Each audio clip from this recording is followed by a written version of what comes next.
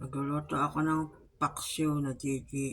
Bigyan ko kayo ng technique na luto na hindi malansang ang galunggong. Salang nyo muna sa tubig. Gasan nyo mabuting isda 3 beses. Tapos lagyan nyo ng isang basong tasa. Tapos salang nyo na. Yung wala pang ingredients. Pag kumukulo yan, tapon nyo yung sabaw niya, yung unang sabaw. Pagkatapos, timplahin nyo ulit ng bago. Ganon yun, hindi mo na lalagyan ng bawang.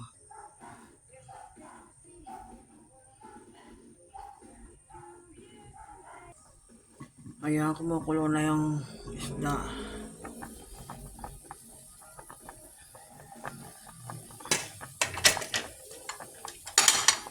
Alisin nyo muna yung unang pinagkuluan ng isda.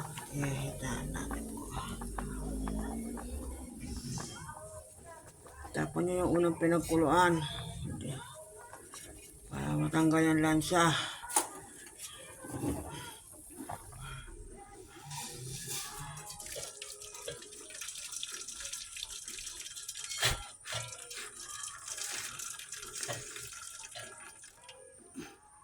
Ayun, saka nyo timplahan ng bago. Ganyan lang ang magluto ng sinaing na isda. Paksiw. Para hindi malansa.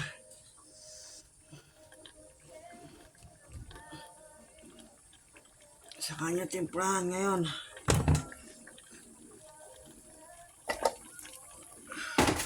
Ako yung stroke pero nakakapagluto ako. Yan, timplahan nyo nito. Lagyan ng konting asin. Lagyan nyo ng bawang. Yan.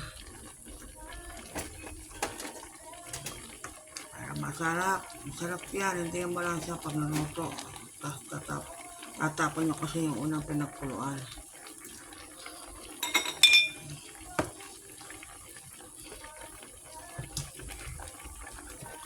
Ito na pumunta.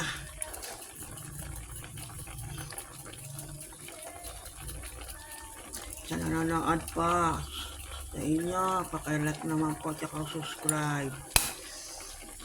Ayan, tapos lagyan nyo ulit isang tasa. Ayan, bahala na kayo kung gaano karami yung lagyan para may pangsabaw kayo sa kanin.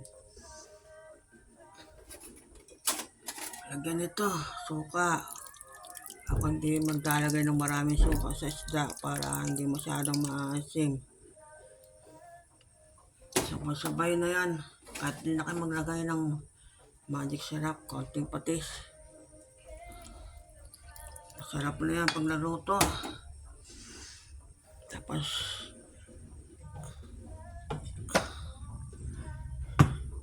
patakan nyo ng konting mantika. Masarap na yan isda nyo, hindi yan malansa, promise. Ano kaya ninalawit? Ganyan na magluto ng paksiw na galunggong. Hindi yan malansa, promise. Dadami ang kain nyo. Kulaan nyo lang yung mga 10 minutes. Bahala na kayo. Kung ilang minuto nyo gustong pakuluan, kung gusto nyo igahin yan sabaw. Hindi nyo masyadong igay para may pangsabaw kayo sa kanin. Sige, hanggang dito na lang. Paki-like and subscribe sa aking isda. Salamat.